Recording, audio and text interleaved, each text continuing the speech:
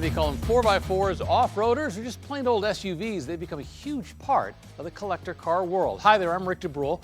Welcome to our Barrett-Jackson Top 10 series. Today we're looking at the top 10 sales of SUVs from the Barrett-Jackson auction at our inaugural event in Houston, Texas. Now, we've got plenty of homegrown stuff. We've got Broncos and Blazers, and imports as well. Stuff like Land Cruisers and Land Rovers. In fact, we're going to start with a Land Rover from 1993. It's a Defender 110. Let's see what it sells for.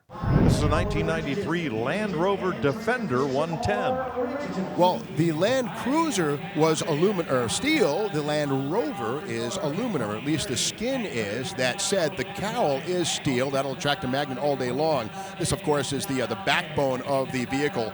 But from here to here, these are all aluminum skin and very, very nice and light. Yesterday we had a Defender 90 cross the block. This is the 110, another 20 inches longer in the wheelbase. We also, on the first day of the auction, had a Land Rover Series 3 cross the block that had never been restored. I loved that car. It just looked like it had earned every battle scar it had. This one been cleaned up a little bit. Not perfect, but really nicely done.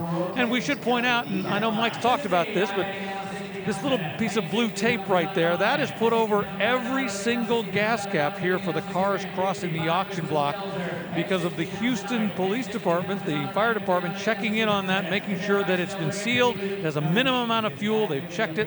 That blue tape is the sign-off.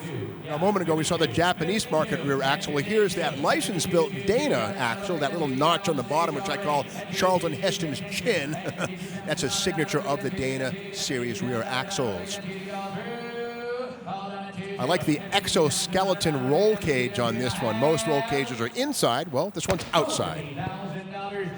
$50,000 is the hammer price for that three-row Land Rover Defender. We've got a tie at number 9 with some American iron. Pretty modern. From 2018, we've got a Jeep Wrangler JL, full custom SUV. And from 1986, we've got a Ford Bronco, another custom SUV. Let's watch them both cross the block. In this 2018 Jeep Wrangler JL Custom SUV, fully customized 2018 Jeep Wrangler JL, powered by a 3.6-liter V6 engine, made it to an automatic transmission.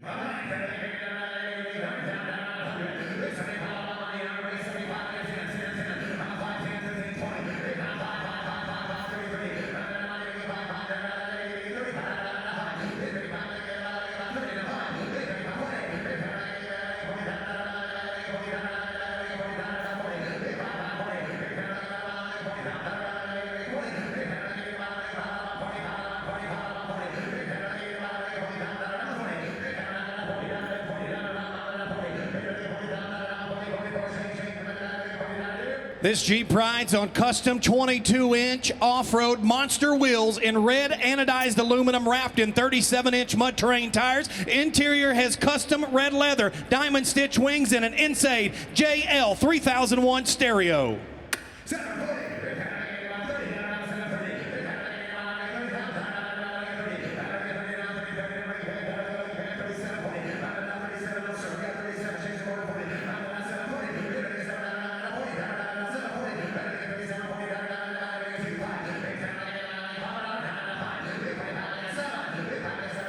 What I like best about this is the Angry Birds grill. This is an accessory item. You show up in somebody's rearview mirror with this and they are going to move the heck over and in a hurry. You know, something that's often not noticed is the fact that these have aluminum hoods and front cowl areas. The body shell itself is steel, but you got to remember there's a thing called CAFE, corporate average fuel economy, and little by little, year by year, more and more aluminum became used even on Jeeps to cut weight and improve that CAFE number.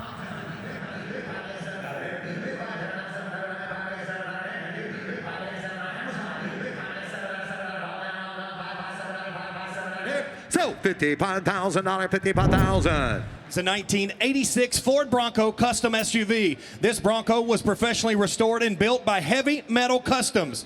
It's powered by a 302 cubic inch V8 engine, made it to a 3-speed automatic transmission.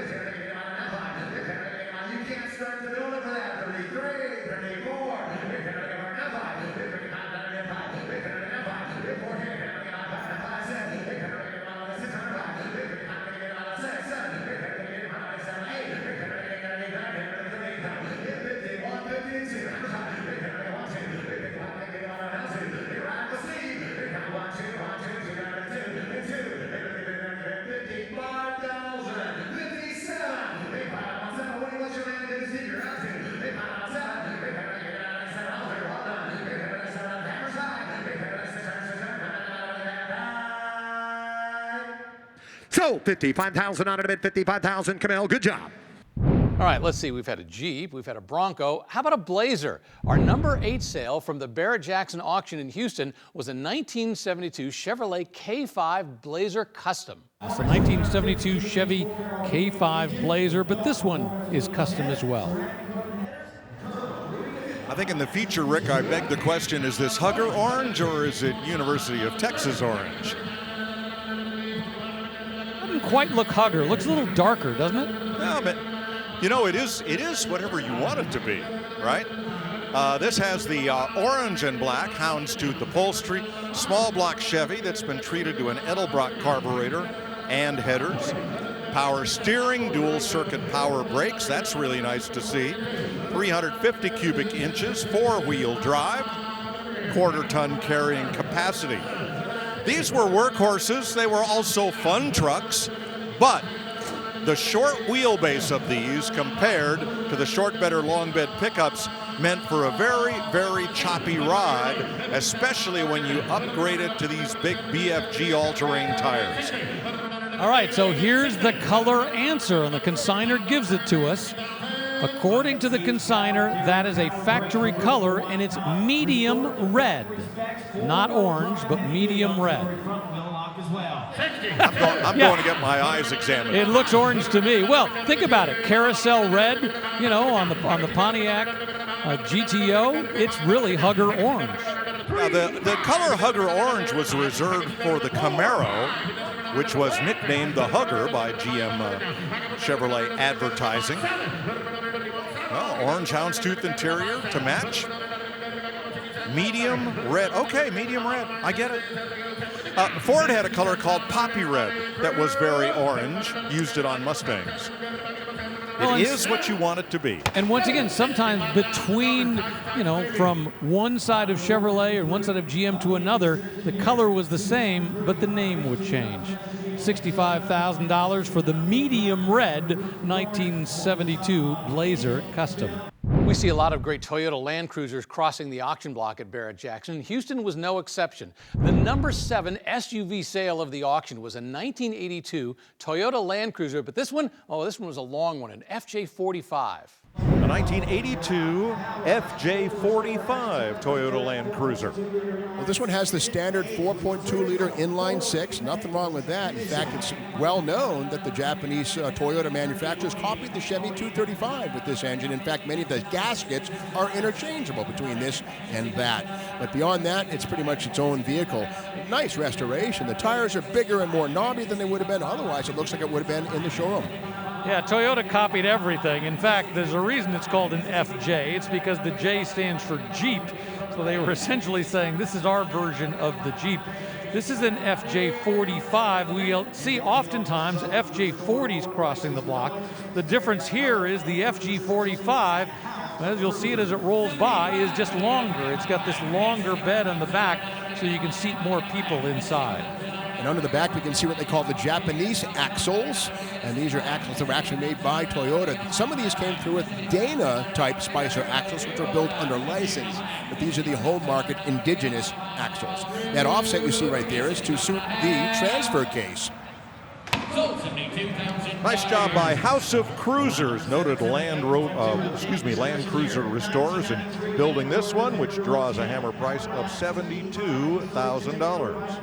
Before we get to our number 6 SUV sale from the Houston auction, make sure you click down there and subscribe and give us a comment. We want to hear what you have to say about all of our top 10 series. All right, so what was the number 6 SUV sale of the auction? Turned out to be a 1979 Ford Bronco. This one very stock though, including a great late 70s graphics package. Lot 787, a 1979 Bronco, and this one is incredible because of its originality. We have only 30,000 miles on this thing, and look at the inside.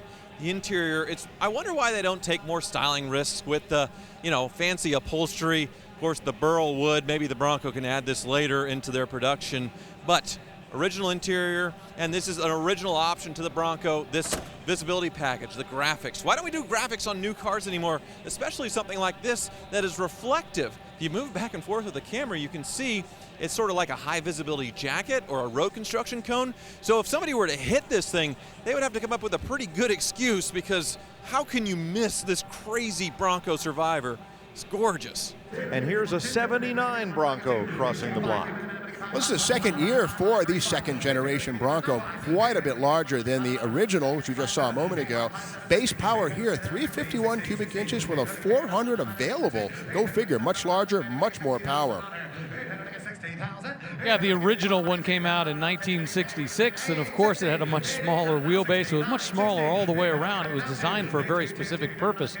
By this point in the Bronco world, they were really beginning to follow where the Blazer had decided to go, which was really base it more off of a truck chassis. And think about it, just a few years later, we were into the Bronco 2, which was going back to a much smaller style. Something seen here is air conditioning, which is something we couldn't even think about getting on the first-gen Bronco, but was found here. And in fact, 62% of all Bronco buyers in 79 went for the air conditioning. I would. Yeah, we were fully into the SUV world at this point in time. It wasn't just the idea of building something people could enjoy off-road. This was something that people were going to drive for work, or drive for their family. This was something that was a true sport utility vehicle. And this one's only been driven 31,000 miles. That helps account for that $74,000 winning bid. If you like 1979 Broncos, we've got another one. This one a little different from the last one. Had some custom touches, big block engine, big lift kit, and most importantly, when it hammered sold, it set a new record. Let's watch. I'm absolutely loving this 1979 Bronco Ranger XLT. Now it is gleaming with that 1970s freewheeling style. This is the second generation, basically from the B-pillar forward. It's a pickup truck. They got 2 feet longer, about a foot wider, about 4 inches higher. Now she is big. She's got the 460 big block, C6 automatic, 2-inch skyjacker lift. Now I want to show you inside, because this is groovy, baby. This is the top trim level, and new in 79, they had these captain chairs. And Rick, I feel like I deserve to do the rest of the show here. This is pretty comfortable. 1979 Ford Bronco custom SUV up on the block right now. Well, the second year for Bronco playing Me Too to the Chevy Blazer. The first generation Bronco, of course, much smaller, much more austere. But with this second generation, you could get larger engines, including the 400, which is something you never dreamt of in the first gen. But this one has something even bigger. The 460 out of a 3/4 ton pickup has been added. Now those strobe stripes down the side, you could get those on a variety of Ford products, including even the Econoline van, but they were quite popular when new on the Bronco. I think the term was, they called them chromatic stripes, correct? Isn't that what they called them? And there are companies today that recreate them, as with so many other parts, so you can get just the right stripes on your Bronco. Well, that's right. Places like Phoenix Graphics. And again, as you guys said, these are not custom items, but this is basically, Detroit's effort to emulate the looks of custom vans and pickup trucks, which were a big deal in the mid-'70s. Now, these are not paint. They're vinyl, but they look fantastic. And yeah, they're brand new. You can get these all day long as reproduction. 72. Yeah, they're vinyl, as they were when new. Tan interior inside, kind of a nice tweed type upholstery. And this one's been treated to a 2-inch lift kit. Rear axle is a Bronco-style 9-inch, which arrived in 1978, and it's similar to the Ford 9-inch of yore, but it has a thicker beam on each side, and that's actually was new for 78 under Bronco. It's heavier, and a lot of hot rodders love this axle because it's better in terms of tube retention than the old-style 9-inch. Well, we used to drive these hard, put them away wet, and then throw them away when we were done. Not anymore. This Bronco's been bid to $80,000. 82. Of course, it has the automatic transmission, air conditioning. The rims on this one, I don't think are factory. These are US Mag repops, but they're very similar. And of course, the second-gen Bronco was one of the first to offer aluminum wheels. Now they're commonplace, but back then it was pretty exotic stuff. And think about it, they were just a few years away from the Ford Bronco 2, a much smaller, much different creature. $82,000. That's the sales price for that great 1979 Ford Bronco Custom. From a lift kit to a slammed SUV, our number 4 SUV sale from the Barrett-Jackson auction in Houston turned out to be a 1972 Chevy Blazer K5 Custom. All kinds of great touches. And I tell you what, it's something April Rose just had to check out. Hey, I'm hanging out with my new friend Kilo right here. 1972 K5 Blazer. Man, she is slimmed and bagged. I am loving this. When you're on the road with her, nobody else has anything like it. Now check out that engine. Oh, baby. She's got the LS2 4L65 E-Trans, 9-inch rear end. You see these kind of builds at SEMA. Now, I want you to check out the interior. She's got that houndstooth Dakota gauges. And I love these Blazers because they sort of have this stadium theater seating in the back. So you feel like you're part of a show. And in Kilo, you are the show. A 1972 Chevy K5 Blazer that was nicknamed Kilo. Now it showed up on the block. Well, it's all bagged, as you can see it lays frame here on the Barrett-Jackson auction block. As the air bladders in the suspension are deflated. This one now is right down on the carpet, and sad to say also on our chassis cam, hopefully without a problem there. But gleaming white with a black and white houndstooth interior, refrigerator white color match top, big black artillery wheels, and a lot of customization on this one. You know, it's got an AccuAir E-level air system, and one of the interesting things is this was actually used in the AccuAir booth at SEMA. So I'm going to say that this one has not only been converted, but it was probably done exactly right with the AccuAir people right there making sure it was done to the proper standard, and that's why I think you can really trust the build on this.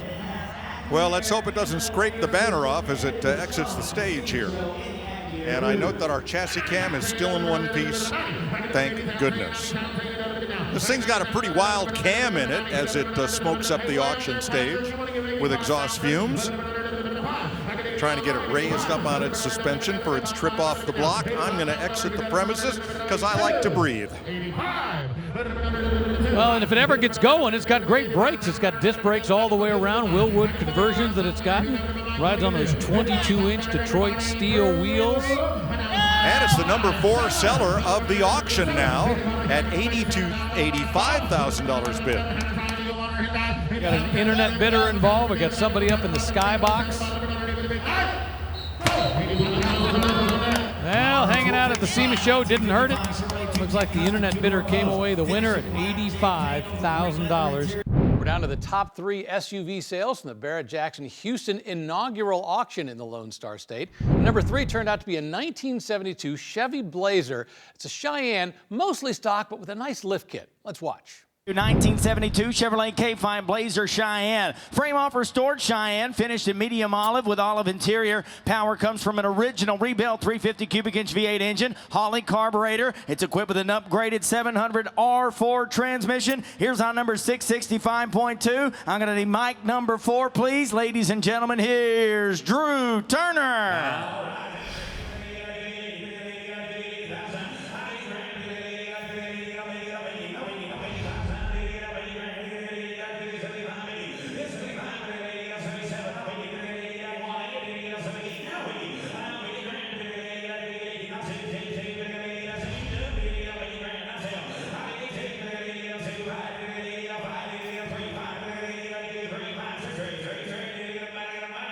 Frame off restoration, 4-season air conditioning, tinted glass, gauge package, olive vinyl bucket seats, has AM push button radio, removable white top, 2.5-inch lift kit, and it's riding on 33-inch BF Goodrich all-terrain tires.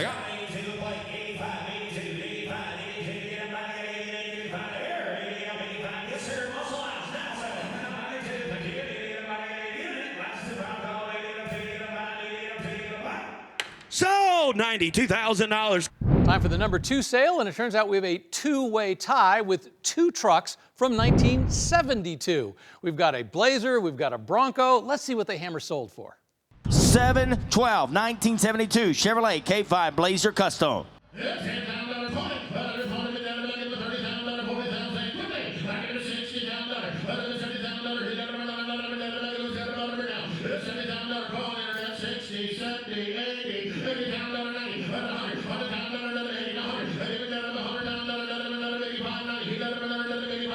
Recent professional no-expense spared frame-off restoration, and it was awarded Chevy Truck Pick at Good Guys Nashville Nationals.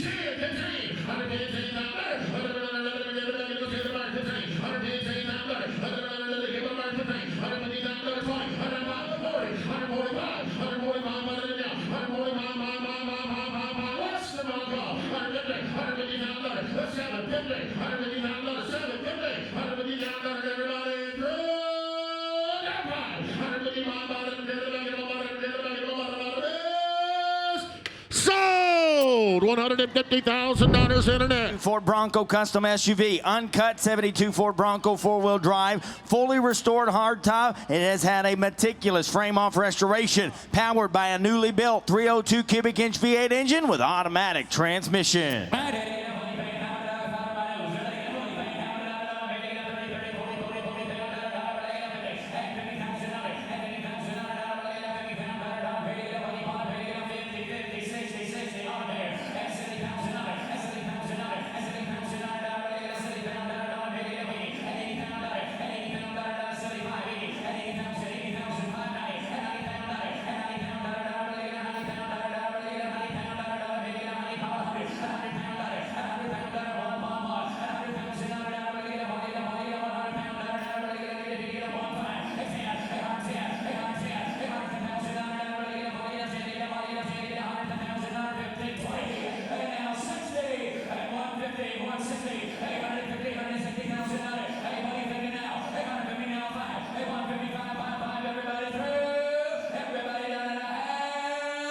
Sold for $150,000. Jody. Before we get to our number 1 SUV sale from the Barrett-Jackson auction in Houston, Texas, don't forget to click and subscribe. We want to hear what you have to say. All right, so what was number 1? Turned out it was nothing old. It was something brand new, a 2021 Ford Bronco Custom SUV. This one was nicknamed Clydesdale 2. So what did it sell for? Let's watch. Up there right now, we got a 2021 Ford Bronco Custom. Well, wait a minute. If all these 100,000 people are still waiting for their brand new Bronco, how'd one of these already get loose and get customized and get to the Barrett-Jackson auction block? I'll bet there's an interesting story here. Well, these have a steel inner structure, but with aluminum doors, hood, and fenders, and that's different from Ford pickup truck architecture, which has an aluminum cab. So this one has been both lifted and customized. Boy, the Bronco nameplate came back, and it came back strong with the small Bronco Sport and with its full-size Bronco. just beginning to appear in Ford showrooms. And a big wait list of people who really want these and want them now. So far, the powertrains in these are either a 2.3-liter Turbo 4 or an EcoBoost 2.7 V6, seen here. No V8 yet. A 10-speed automatic transmission. Dana axles front and rear, stock trim. Look at the bid. We're at $150,000 still going on this custom 2021 Ford Bronco. On the back, we see here the 6 lugs standard on the new Bronco. The Bronco Sport, the lightweight version of this, it was sort of a placeholder for a while, only has 5. So when you see 6 lugs, you're looking at an actual Bronco, the modern version thereof. Otherwise, they're quite similar styled, and at this point in time, I can't tell them apart. But again, I always look at the wheels, and I see 6. Oh, yeah, that's the retro. My daughter so wants one of these. Can't say I blame her. How about does she want the 4-door or the 2-door? $165,000 for a 2021 Ford Bronco Very Custom SUV. So that will do it for our top 10 SUV sales from the inaugural Barrett-Jackson auction in Houston, Texas. Don't forget, we want you to subscribe. We want you to watch all of the great Barrett-Jackson videos that are available. And we want to make sure you just watch the next one that's popping up.